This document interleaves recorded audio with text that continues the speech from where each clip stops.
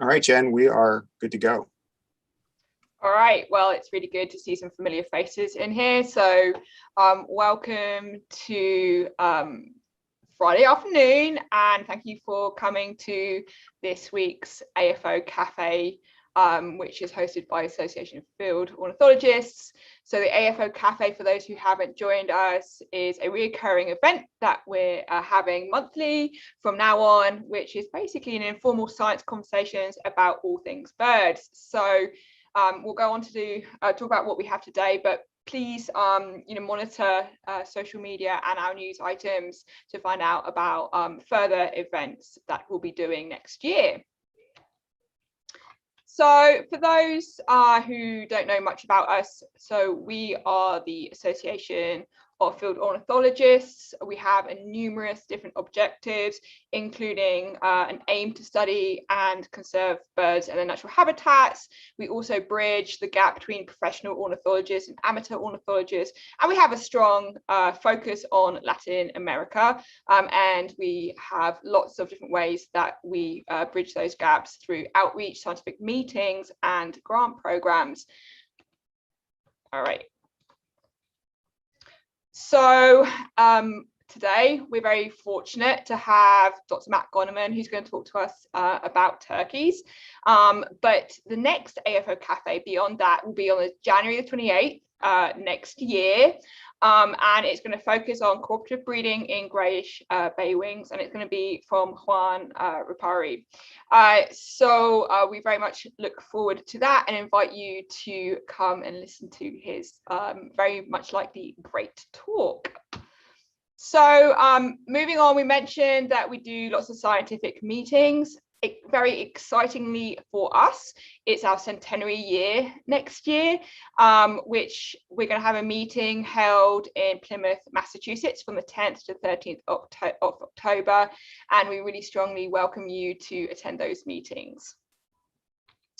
We're also really excited to be sponsored by Abinet Research Supplies. We have Patrick from Abinet. Give us a wave out, Patrick. On the call today, and you can find out more about banding equipment and all different research supplies, not only for ornithology but also other fields such as bat ecology at the website listed there. So if you have any needs for upcoming field seasons, mist nets, banding equipment, please visit Abinet's Research Supplies website. And so moving on to our talk today. So today we have newly minted Dr. Matthew Gonnerman. Matt got his PhD 2 days ago, defended 2-3 days ago. So I'm really proud of him. Congratulations, Matt. It's a really big achievement. So just a little bit of background about Matt. Matt did his undergraduate in St. Louis at St. Louis University, and he went on to do his master's at Auburn, and then he has just completed his PhD at the University of Maine under Dr. Eric Blomberg, and he just told me that he's going on to do a postdoc there, so congratulations on that. Matt has also done a wide range of different field jobs in between these different ventures, including working on a team with myself, and so it was a great honor that Matt accepted to do this talk today. And just a shame or embarrass Matt a bit, Matt did a lot of work for me. He was a fantastic field tech. He spent a lot of time digging out my truck from the snow, and I just want to say a huge thank you for those years ago when you saved my butt many a time. But today we're not going to talk about that project. We're going to talk about the work that Matt's done for his PhD on turkeys, with a talk entitled "Baby, It's Cold Outside: Wild Turkey Land Use at Their Northern Range Limit." So enough from me. I'm going to give the floor to Matt. So take it away, Matt. Thank you so much, Jen. I'll go ahead and share my screen. Let's see.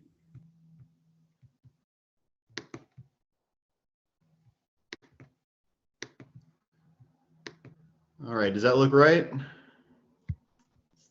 Looks good, Matt. All right, perfect. So before I jump in, I'm just going to give a quick caveat. I'm very much on the closer end of the quantitative ecology side of things. So, and I understand that that's a much less accessible part of the field. And so my hope for the talk today is to not focus so much on the modeling and focus more on the outputs, but also kind of demonstrate how these common field data types that we very often collect, like banding data, can be used in these novel and interesting new ways to find new relationships that we possibly would miss otherwise. And I'd also, before I start, just want to acknowledge all my co-authors on the various manuscripts that are going to be coming out over the next year. The titles are on all the individual slides, and they'll hopefully be coming out over the next year or two. Yeah, so I'll just jump into it. So one of the reasons that we are so interested in understanding land cover in the context of wild turkey populations is that land cover is a fundamental determinant of a population's status by interacting with vital rates such as survival and reproduction to affect a population's trajectory. And this is especially important in human-dominated landscapes where a variety of positive and negative forces are interacting together to affect that trajectory. So for instance, for turkeys in Maine, there might be increased foraging availability in urban areas, but there might also be increased predation risks or disease spread. So we really have to understand how these different forces are balancing each other out to understand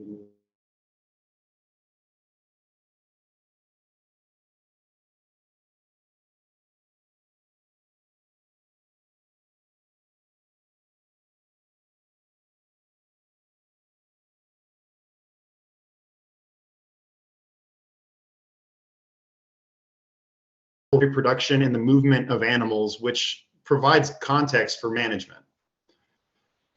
It's also important to note that land cover is not simply segregated across the landscape, but rather exists as a intermixed gradient of different land use types. So in addition to asking what is available to an animal, we also have to ask how much of each land cover type is available and how it's distributed amongst each other. And we often try and ask these questions as we work to conserve species. And as you all know in AFO, that avian species across the United States have been declining over across taxonomic groups and ecosystems for the past century. But one notable exception to this is wild turkeys, which are a popular game species with significant economic as well as social importance. Now, turkeys were declining at one point due to overhunting as well as habitat loss, but thanks to a concerted effort focused on reintroduction of turkeys to areas where they had been extirpated, as well as focusing on providing adequate habitat, those populations now number in the millions, and turkeys can be found in all 48 contiguous United States. However, and unfortunately, there is signs that there are some declining populations in certain portions of the turkey's range. And this has led to renewed efforts to improve our monitoring techniques so that we can understand why these populations are declining and then take measures to ensure their persistence into the future.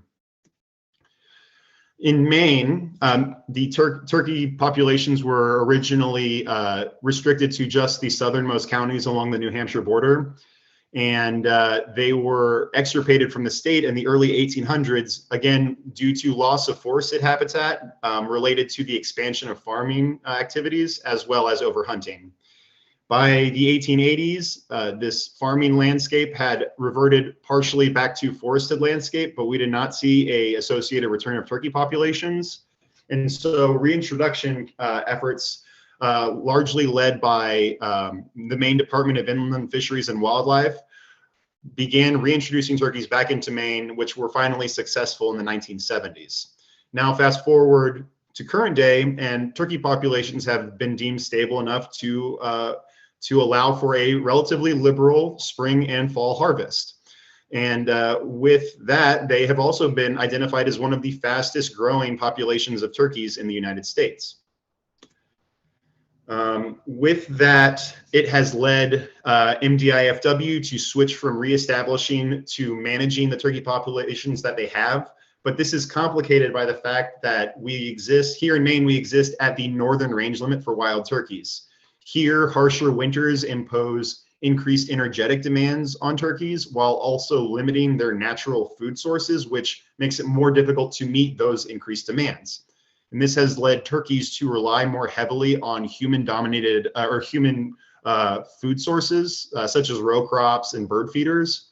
And it also likely ties their expansion into portions of Maine which are more heavily snowed upon and accumulate more snow over the winter, that ties that expansion into these areas with human development. And it creates this potential for human-wildlife conflicts. Now, this time of year and also in the spring, you'll often see videos online of turkeys chasing children around or post people. And while it is very humorous, this is actually a problem. We can quantify them in more serious terms, such as roadside collisions, so like damage to property, as well as the spillover of wildlife diseases into domestic livestock or potentially into human populations. Although there's no current signs of any zoonotic diseases that would be a potential issue with. But it does mean that MDIFW, in addition to managing for a sustainable harvest, also has to manage for limiting these human-wildlife conflicts. So they undertook an internal reassessment, MDIFW undertook an internal reassessment of how they manage turkeys, and that is laid out in their this should actually say 2017 Big Game Management Plan. And within that management plan, they list multiple goals for their turkey populations. And the #1 goal was to maintain a healthy and sustainable population for hunting and viewing. They list multiple objectives for this project, for this management, but the primary objective was to develop and implement reliable methods to monitor wild turkey populations. And that is where my project comes in. So when I started this project, I wanted to identify aspects of turkey population ecology that I felt would be relevant and useful information for the state to have as they manage their populations. I was trying to figure out a good way to present that in a unified story. And luckily my advisor, Eric Blomberg, suggested I use this simplistic model for population growth. And some of you might be familiar with it, but all it says is that the abundance of a population next year is going to be equal to abundance this year, plus births, minus deaths, plus immigration into the population, minus immigrants out of the population. And while this does not cover all of the different pressures and limits on a population's growth, it does provide a nice framework to talk about my dissertation. And so for my first chapter, Maine needs a way to estimate turkey abundance by management unit. And so I built an integrated population model to do just that. This is going to be a very technical section, so I'll probably skim over it relatively quickly to save time for the more applied aspects. And I already spoke on how winter can affect turkey populations in Maine. So for my second chapter, I wanted to ask how can turkeys moderate their behavior in response to winter weather in such a way that would allow them to survive and persist through these harsh winters. Nesting is going to be an important component of any avian species life history. So for my third chapter, I wanted to look at I wanted to perform a comprehensive examination of the wild turkey nesting habitat within Maine. And finally, there's going to be situations, and potentially frequently be situations, where the resources needed to survive the winter are not going to be near resources needed for reproduction, in which cases turkeys will initiate seasonal movements between these ranges, between their winter and spring ranges. And this, for this last chapter, I wanted to apply concepts of connectivity to understand how these seasonal movements could result in population-wide dynamics, such as changing distributions of turkeys. Before I get into all the nitty-gritty of each chapter, I want to first go over the data sets that we had available to us that we collected over 3 years, which I will jump into now. So to collect data on turkeys, we needed to trap turkeys. And so we did that during winter months. Go out and sit in a blind, freeze your butt off, and use either drop nets or, in this case, a rocket net shown here to trap turkeys and then process them. We trapped turkeys at capture sites across the majority of their distribution, at least their heavily populated distribution in the southern half of Maine. Here you can see all the capture sites we have in relationship to the different management districts that we were trying to estimate turkeys for.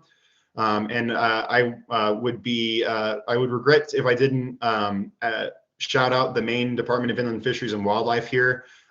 We asked a lot of them, and they went out and ran sites for us and banded turkeys. So they really are a large reason why we were able to do this project.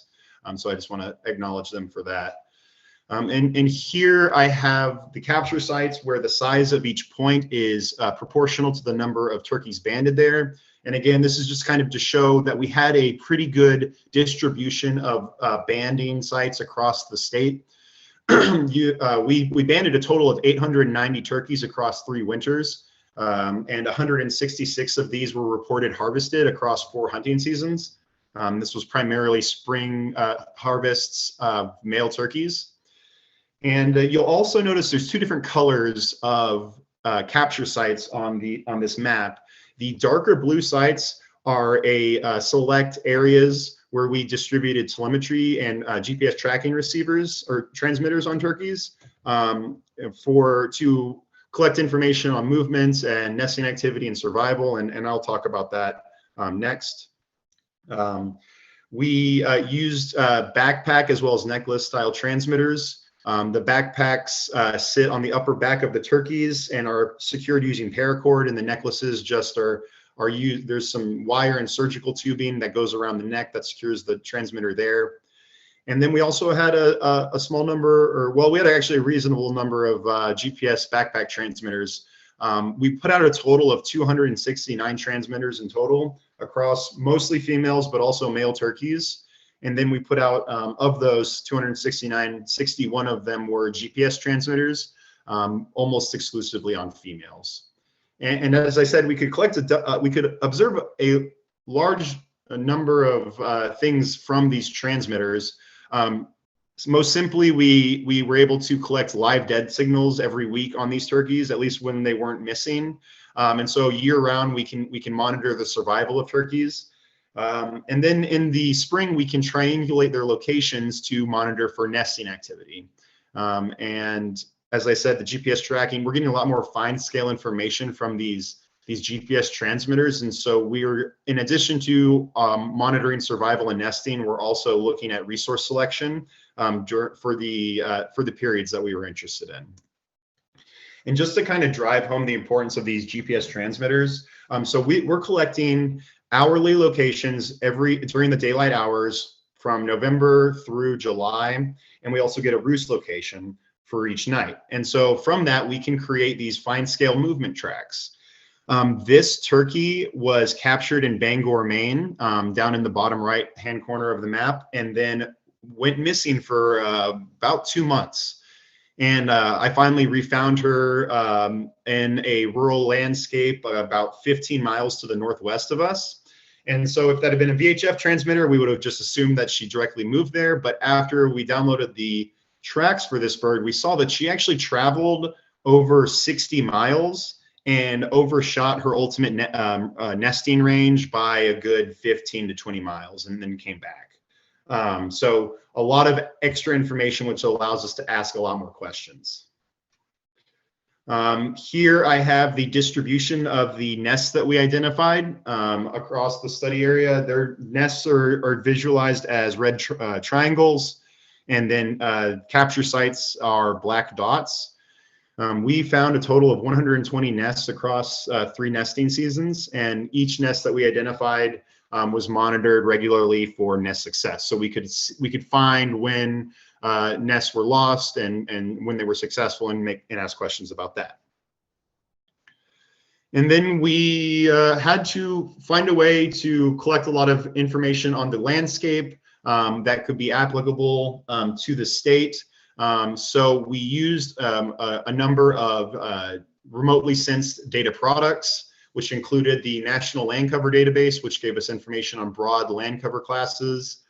We had access to a LiDAR data set, which described fine-scale forest structure.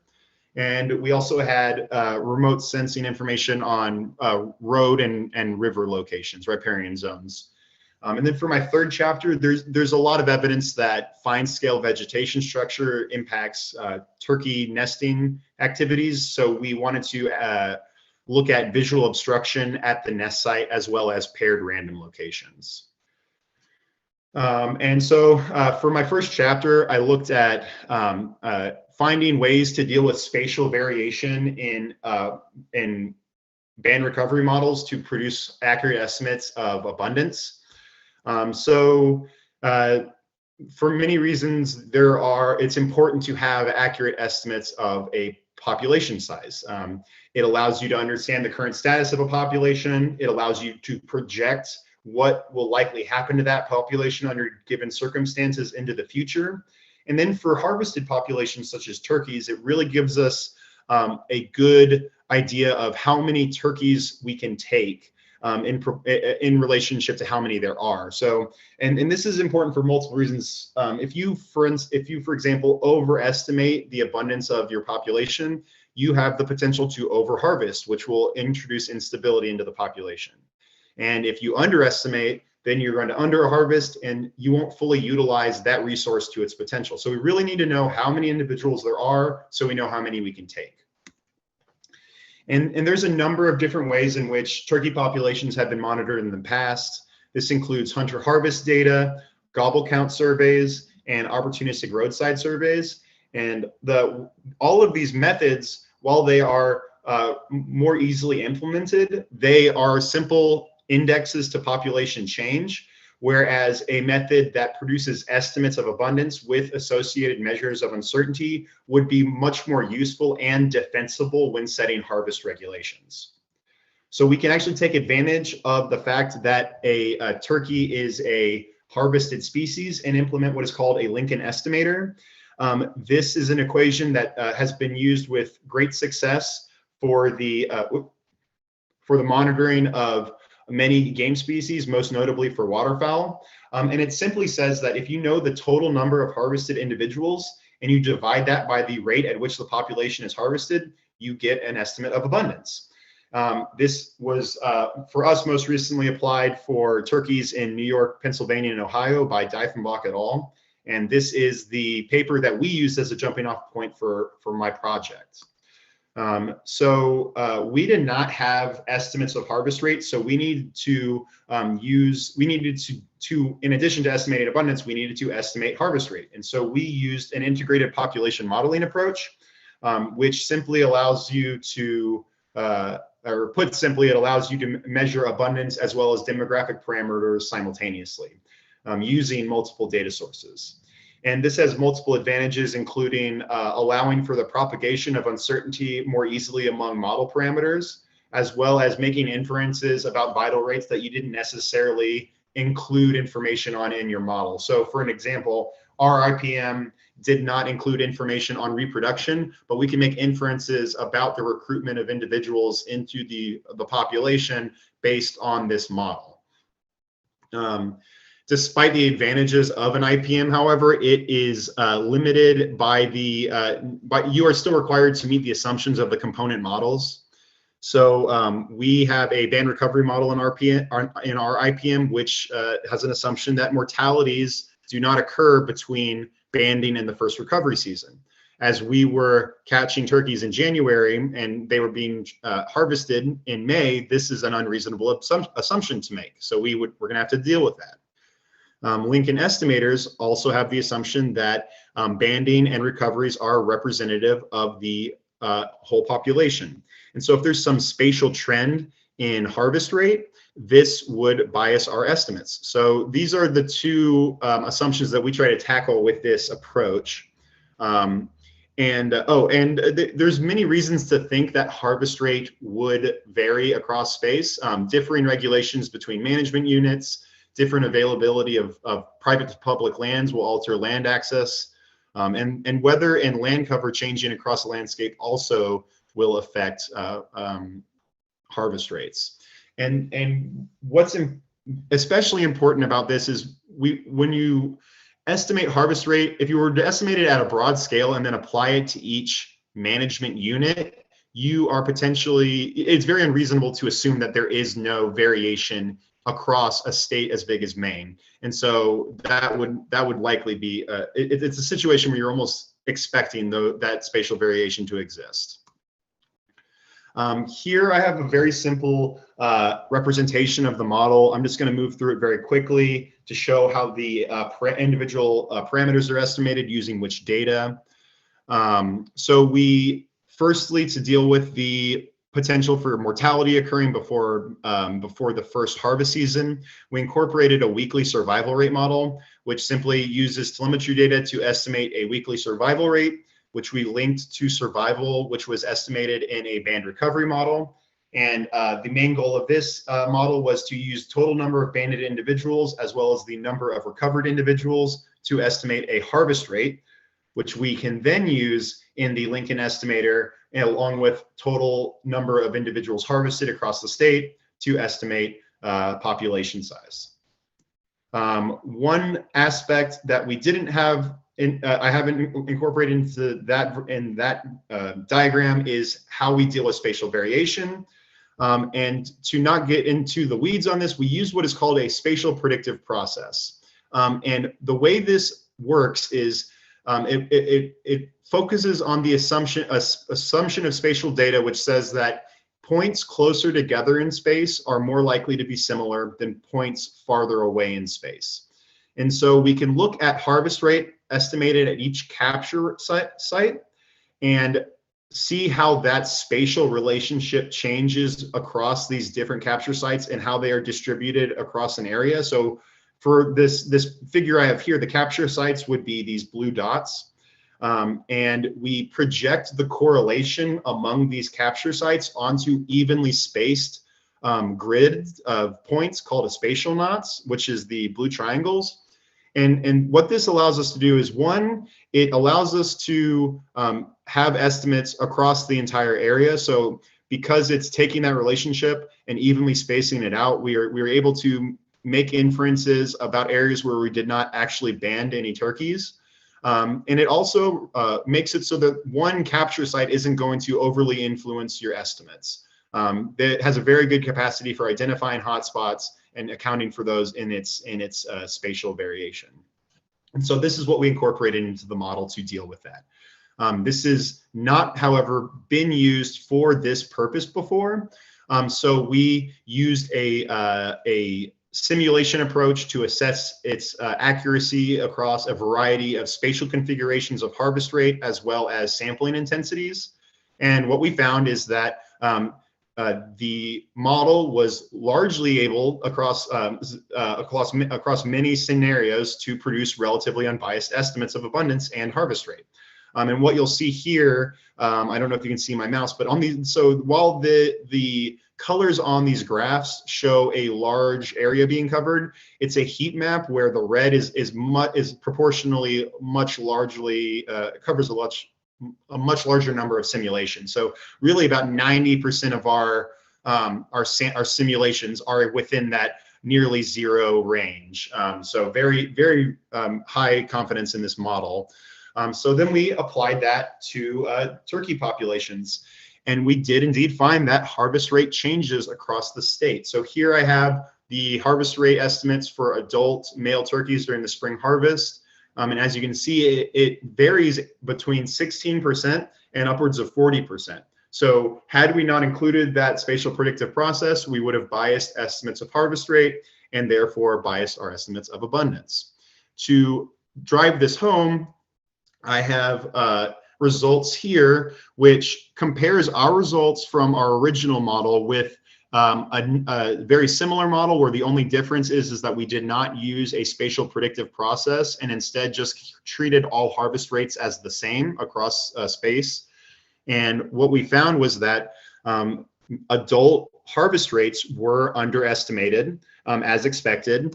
And as this, and then when you translated that into abundance, we saw that it overestimated harvest rates in comparison to the model with the spatial predictive process. So These graphs are showing the abundance estimates for the models with and without the spatial predictive process on the y and x-axis respectively. Any points below the diagonal lines indicate that the model without the spatial predictive process had a higher estimate than the model with. And so as you can see on that left graph, adult abundance, consistently higher estimates of abundance across a wide variety of WMDs. And so when we actually look at the estimates from our model with the spatial predictive process, we found that our estimates largely confirmed our current understanding of the distribution of turkeys in Maine.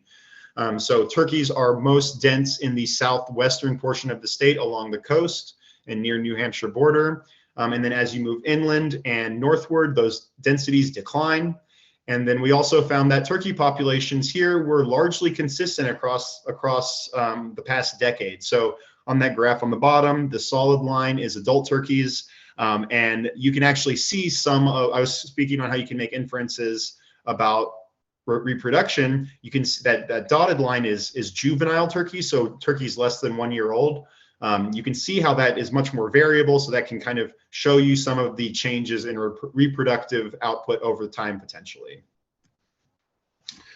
So just to summarize this section, we use the spatial predictive process to estimate abundance for male turkeys, what we believe has low bias across a variety of spatial configurations of harvest rate and sampling intensities. And that had we failed to account for the spatial variation, we would have underestimated harvest rate and overestimated abundance. For my next chapter, I'm going to talk about how wild turkeys are able to moderate their movement and resource selection behavior in response to dynamic winter weather. So I already spoke about the pressures that winter imposes on animals, but I did not speak on the tactics that animals can employ to deal with these pressures. Some animals develop physiological adaptations, such as additional fat stores, but these adaptations can also be behavioral. So for instance, a flexible feeding strategy will help minimize foraging time and therefore exposure to these conditions. And we also see selection for microclimates to find these shelter habitats in these microclimate areas that is a shelter away from cold temperatures. And these allow these animals to persist at these northern latitudes in winter. In addition to just having to deal with a consistently cold and snowy area, animals must also be responsive to winter weather, short-term changes in weather, excuse me, to persist in these areas. And one tool that's very useful for this is behavioral plasticity, which is how animals moderate their behaviors and decisions in response to external stimuli. And there's not all behavioral traits are going to be responsive to stimuli.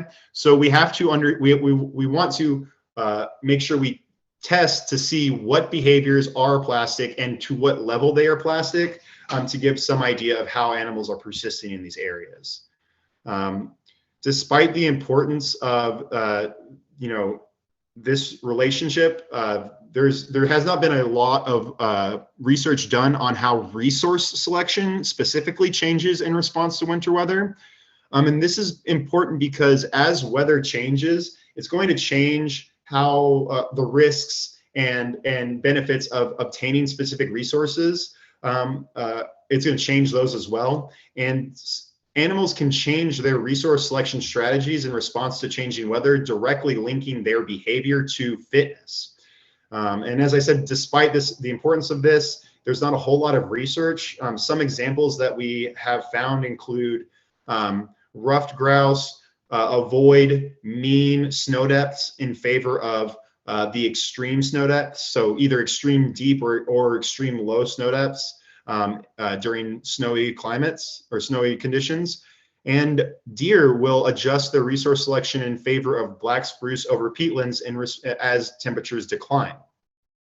As winter weather is going to be variable among and within years, it's really important to understand how behavioral plasticity in response to winter weather is going to affect the persistence of these populations at these latitudes and these conditions. So my objectives here for this chapter were to compare how the movement patterns of wild turkeys change according to local weather conditions, as well as their resource selection strategies.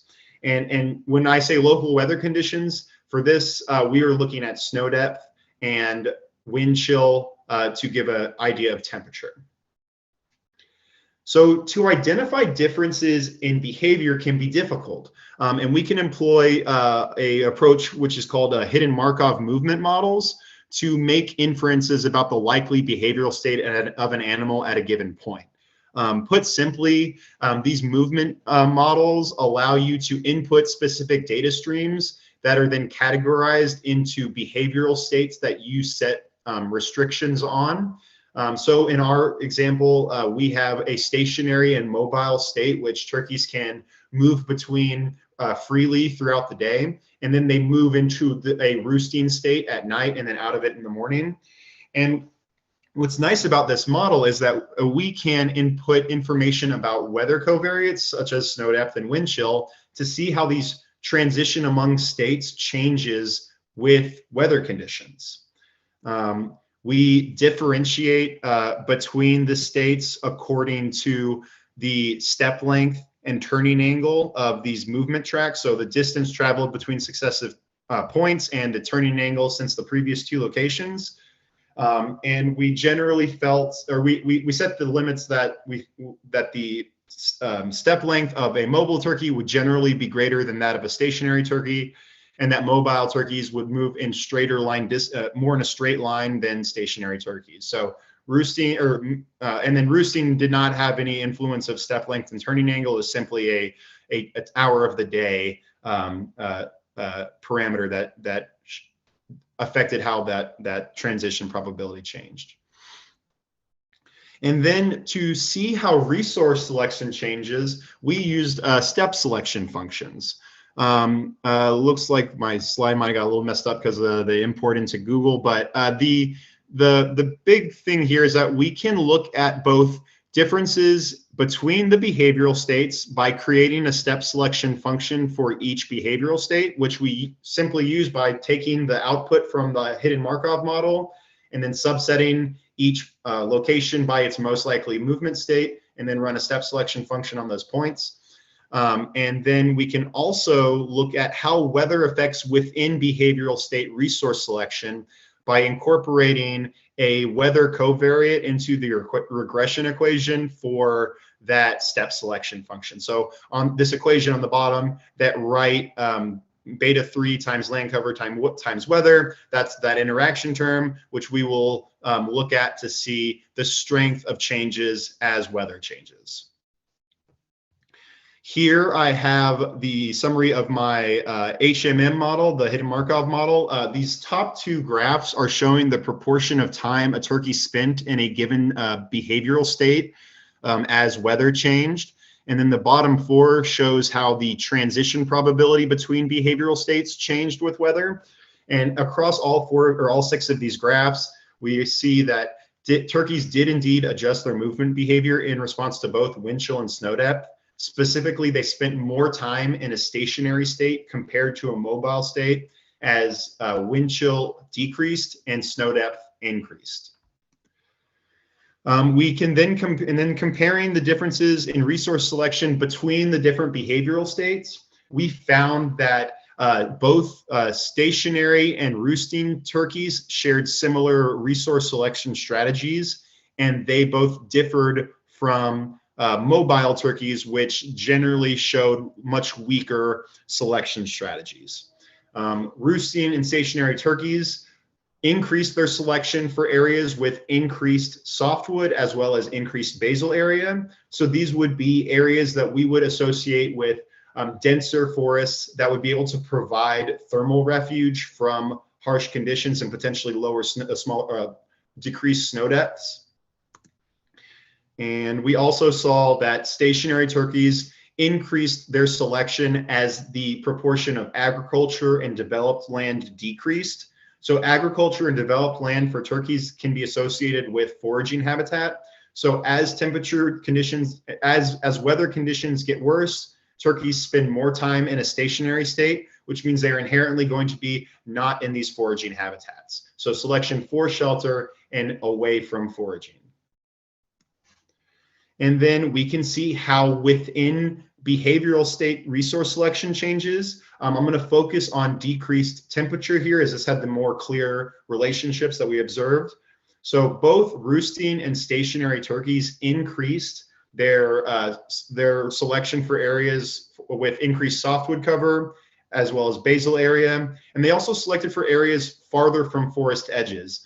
And so this again is showing a preference for areas that will provide shelter, dense forest structure farther into the forest than closer, to avoid those, potentially to limit those the loss of energy to thermoregulation. And then mobile turkeys also spent less time in foraging habitat as temperatures decrease. So it's the weather is affecting both how much time turkeys spend in a given behavioral state, and it also affects how they make decisions within each behavioral state. So just to sum up this chapter, yes, turkeys do moderate their behavior, specifically movement behavior and resource selection in response to poor weather conditions. And this approach can be used across a wide variety of animal populations at these northern range limits or in other situations. In the short term, we can use this approach to identify habitat that is allowing for the persistence of these populations at these northern range limits where energetic demands are higher. And then in the long term, it will allow us to, as climate change progresses and northern range limits change, we need to project where these populations might move to as they are released from those pressures. And so this is a useful tool for that, to identify what necessary habitats are available farther north as those winter temperatures increase here, or increase across the board, and then that range limit shifts northwards. Next, I want to talk about my third chapter, in which I conducted a multi-scale, multi-stage assessment of nesting habitat quality for turkeys. When we talk about habitat, we often talk about it as, it's often referred to as some sort of binary specification, but it's not. It's a complex relationship of different benefits and risks that result in unfavorable and favorable areas across a landscape. And it's understandable why we simplify these habits when we talk about habitat, because it's hard to quantify these relationships sometimes. So for example, when we talk about nesting habitat, we generally focus on nest site selection as well as nest success.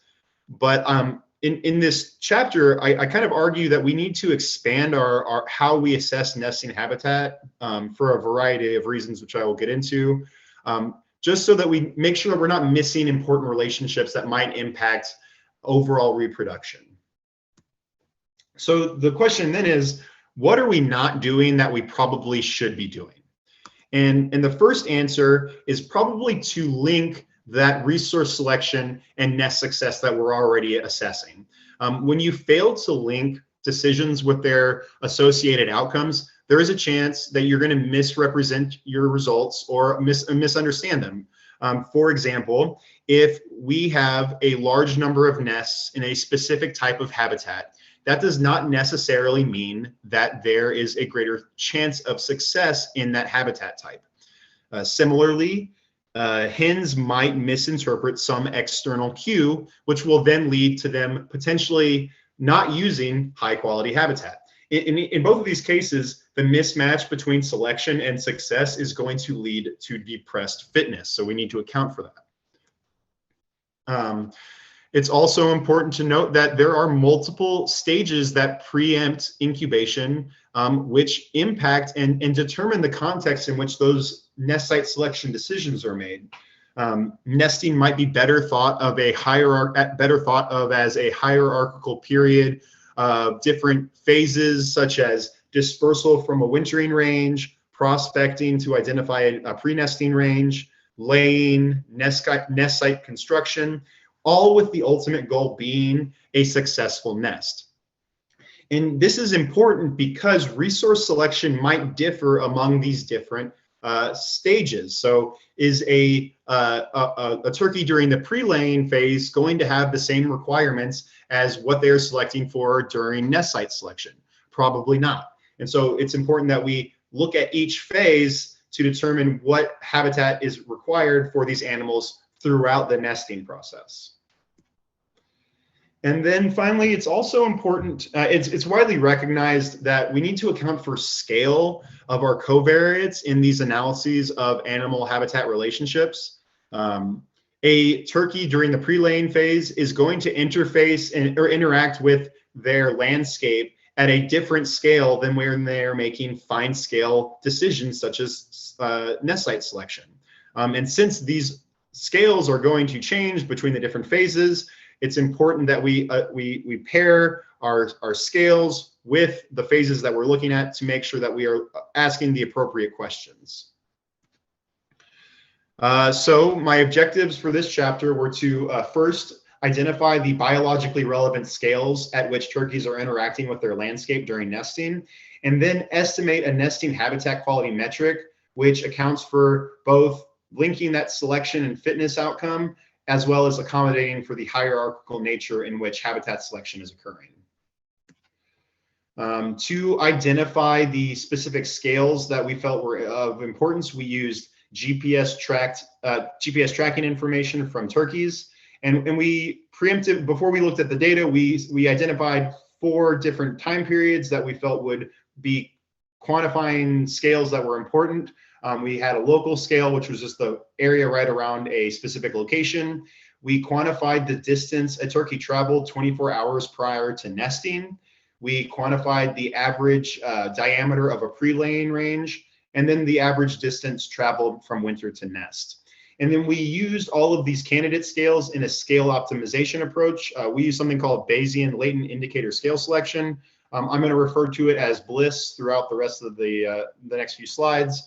And this has just allowed us to input multiple candidate scales into our model, and it gave us the best scale for a given covariate during a given process. And then to ask questions about resource selection throughout nesting, we identified 3 specific phases of nesting that we were interested in. We wanted to ask questions about the pre-laying phase, which is the movement from the winter range to the nesting range. So how does the turkey determine where it's going to establish its nesting range in relationship to where it spent its winter? We wanted to ask questions about resource selection during the laying phase, which is movement within the nesting range between a roost location and a nest site. The nest site has been established, so turkeys are just basically foraging and looking for roost sites and trying to survive. And then finally, we wanted to look at nest site selection, as this is still, despite having to look at all these previous phases, we still can't overlook the importance of nest site.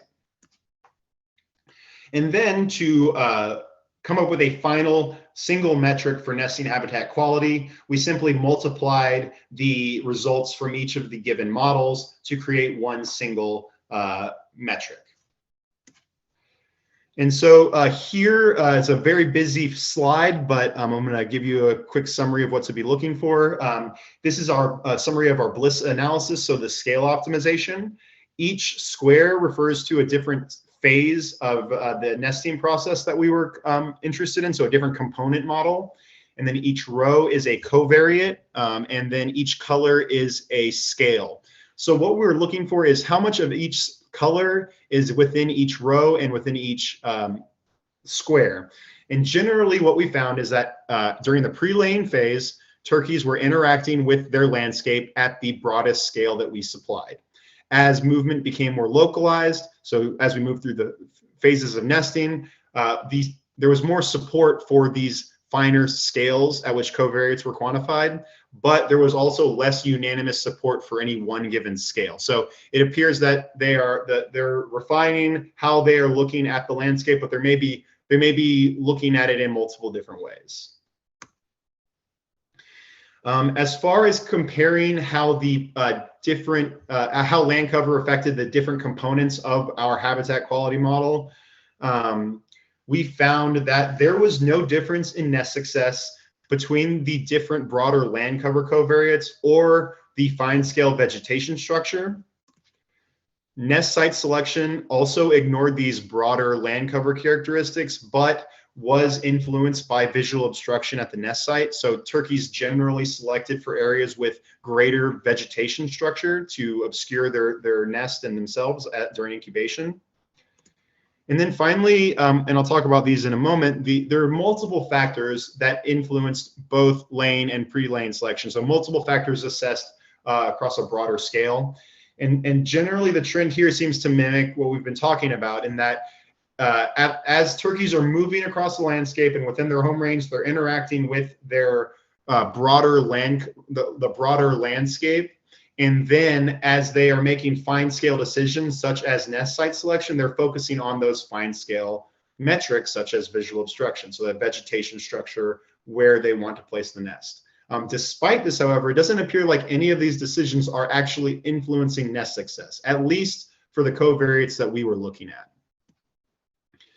So comparing the differences between pre-lane and lane, we saw both varying magnitudes of selection for a given covariate, as well as opposing selection for a given covariate. Generally speaking, we saw that pre-lane turkeys chose areas farther away from roads in areas with greater softwood cover, as well as greater herbaceous cover. And this is likely relating to both their need for finding quality nesting habitat, but it also could indicate that they are also putting some weight into brood rearing habitat. So turkeys are a precocial species, so their young are mobile pretty much immediately after hatching. And so a turkey needs to move their successful broods to, or their successfully hatched broods to these herbaceous areas where they can forage for food, for bugs, and grow bigger. And the closer that those areas are and the more there is, the less they're going to have to travel, and that will improve their ability to successfully recruit those individuals into the fall population. As for laying turkeys, we saw that they preferred to stay closer to roads, as well as selected for areas with greater availability of shrub cover. And as I said, laying turkeys are primarily moving between two locations and potentially foraging along the way. And so they may be staying closer to roads to facilitate movement, and they may prefer areas with greater shrub cover as it provides some shelter, escape cover in case of predators. And so the question now is, was the added complexity worth it? Did we actually find any important information by expanding our scope beyond the nest site? And I'd argue that yes, we did. Specifically, we found that broader land cover characteristics, while they weren't supported during nest site or in influencing nest success, they were selected for during the pre-lane and laying phases. And so had we not looked at pre-lane and lane, we would have undervalued having a variety of forest structures in an area for turkeys, as well as varying distances from roads. And so then that could potentially have consequences for reproduction within a population. And finally, I want to talk about how we can apply concepts of migratory and landscape connectivity to understand the motivations and consequences of animal movements. One thing I often like to remember is that no matter how much we care about these animals, they don't care about our efforts to conserve them. And this is especially evident in how we set administrative boundaries for managing populations. They are often influenced both by our understanding of ecology, but also by political and social factors that we can't control. And so it's very unlikely and oftentimes probably even expected that an animal will not remain within within a single management unit its entire life. And so we need to account for those movements among different management areas. And this, again, is especially important for harvest management, where we are using the distribution of animals to understand to set these regulations. And so to understand how animals move, we can use an understanding of connectivity. Now, connectivity is a broad framework of understanding movement, and it actually applies to multiple, ultimately distinct ideas. For example, we have functional connectivity, which is an aspect of landscape connectivity, and it describes the extent to which the landscape facilitates or impedes the movement of an animal. And it can be further broken down into how the landscape influences decisions to initiate as well as terminate movement. So initiating and where the animal settles. Compare this to migratory connectivity, which is more concerned with the extent to which animals that have the same origin end up at the same destination. So for example, if we have breeding grounds for multiple populations around the Great Lakes, what's the probability that two animals at the same breeding grounds end up at the same wintering grounds following migration? And these two frameworks are on opposite ends of a spectrum, where functional connectivity is mostly concerned with continuous processes within seasons across fine scales, and migratory connectivity deals more with discrete decisions between seasons at broader scales. But despite being at these opposite ends of a spectrum, there is a lot of utility in combining these two frameworks to estimate turkey movements and understand the consequences. So we can use an understanding of functional connectivity to predict how an animal moves, and then use concepts from migratory connectivity to assess the consequences of those movements. And so that is exactly what I did. I think I might be running a little long, so what I'm going to do is I'm just going to kind of breeze through this last little bit. This is an individual-based model for turkey movements. Essentially, what I did is I used both GPS tracking data as well as nest locations and harvest locations of wild turkeys to create a model that that simulates these seasonal movements between winter and spring. I also modeled how the propensity to initiate and terminate seasonal movements changed across Maine's landscape. And then we can use these models to predict movements and then assess how these distributions of turkeys are going to change over time.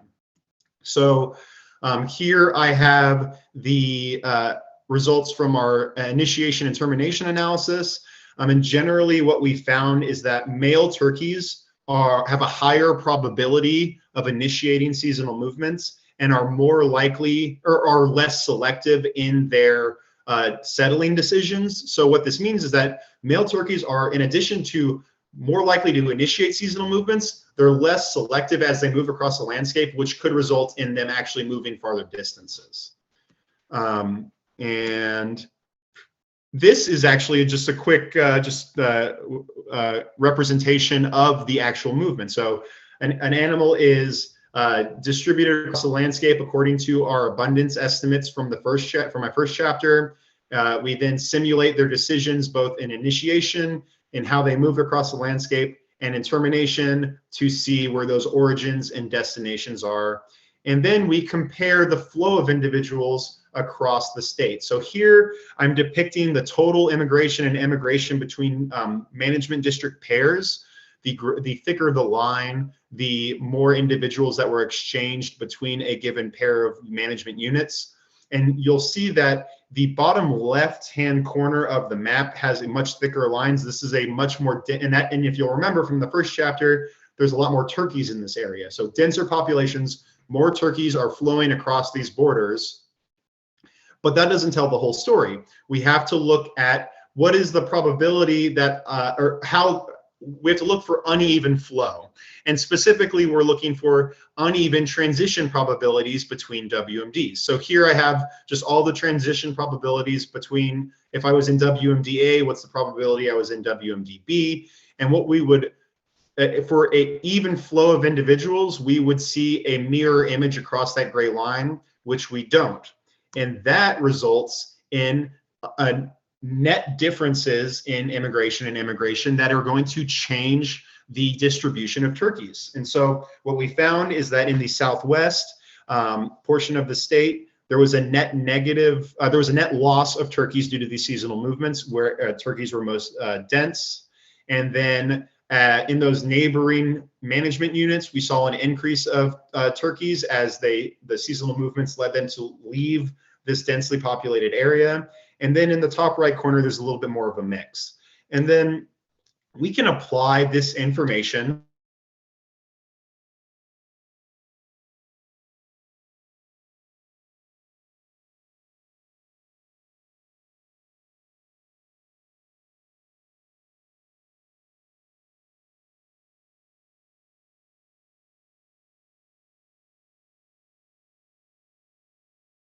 more directly used when making management decisions. For instance, when you have a harvested population and movement among different populations, there is the potential for source sink dynamics to emerge. And so, for example, let's say we have a management unit where we want to reduce turkey populations, but it is also being sourced from outside populations. You may have to increase bag limits or increase harvest rate in such a way that you would not otherwise if you weren't having this net flow of individuals into that unit. And also we can compare this to our this figure here to our management objectives and the fall harvest regulations that we have. And the good news for Maine here is that the net loss and net gain of turkeys largely mirrors their current management objectives. So in the Southwest, they largely want to maintain populations at their current levels. So this net loss in addition with a liberal harvest will allow for that. In the areas neighboring that to the north and to the east, we want to grow populations. And again, the net flow of individuals with more restrictive harvest regulations are going to allow for that. The only place where we're really have any concern is in the northeast portion of the state, where they want to grow turkey populations, but they currently have a conservative, but they do have a fall harvest of taking one hen, and they have a net flow out of the state. So with those two combined pressures, it's potential that it might be much more difficult to meet that objective of growing populations.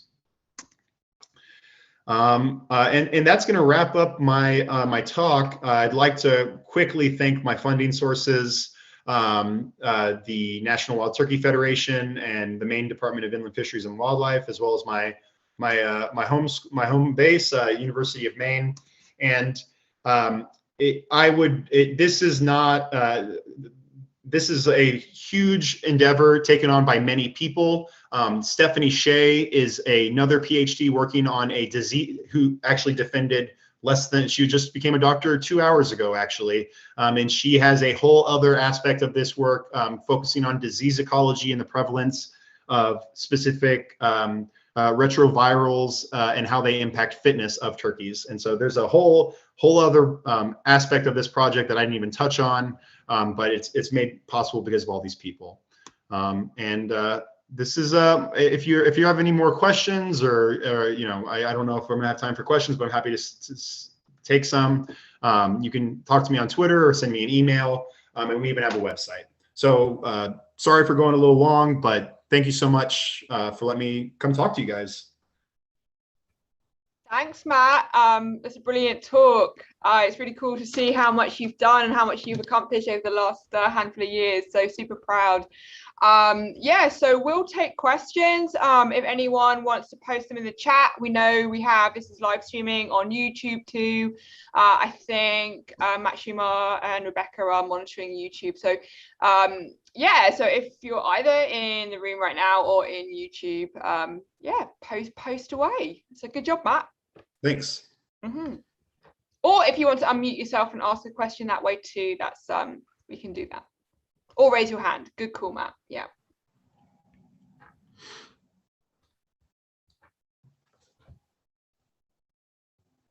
So I have a quick question. Okay.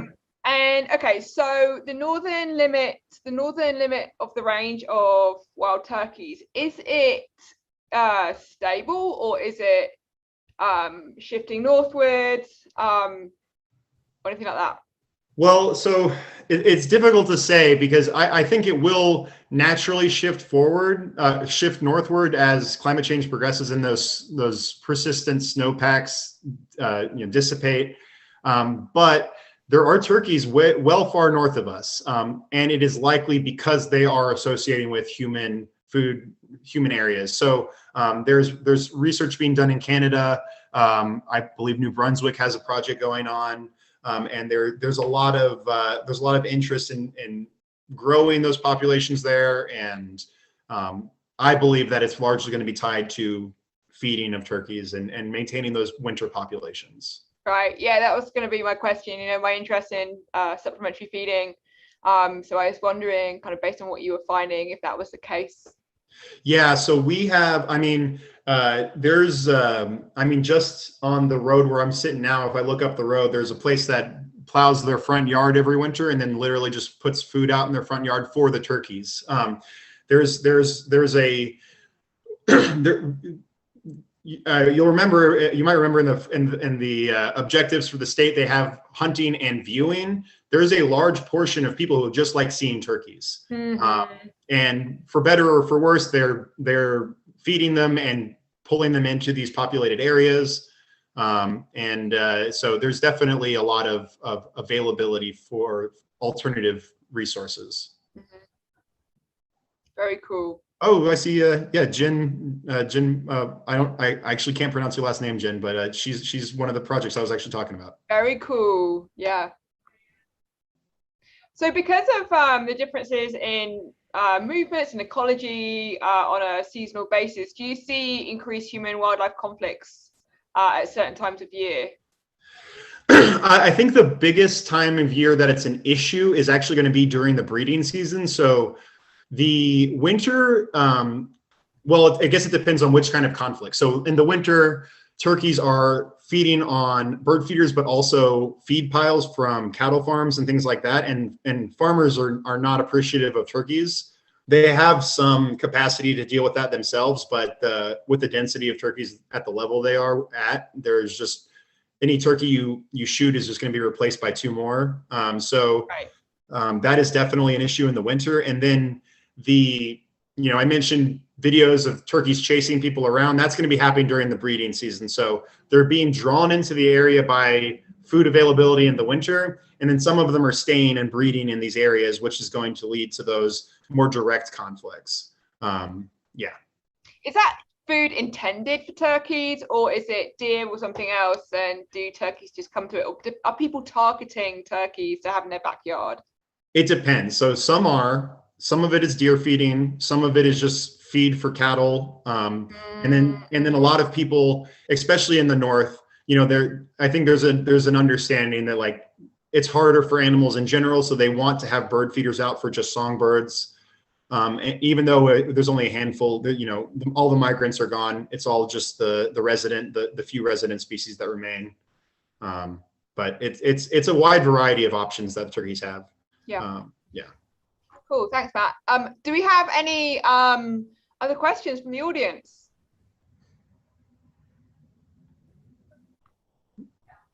We're probably all thinking about turkeys and eating them potentially next week, right? If you get a chance to get a wild turkey for Thanksgiving, I highly recommend it. Yeah. Any other questions, comments, either about Matt's talk or about AFO in general, or our conference or anything coming up? We're here. There's numerous people from AFO here. If you have any questions, and of course, Dr. Matt Gonnerman too. Well, if anyone thinks of anything later, they're welcome to email me or hit me up on Twitter. I love talking turkeys. Yeah. All right. Lots of people saying good job, Matt, in the chat. So, well, thank you. All right. With that, we'll be back in the new year for a talk from Juan. So please join us then and have a great holiday season. And we'll catch up with all of you soon.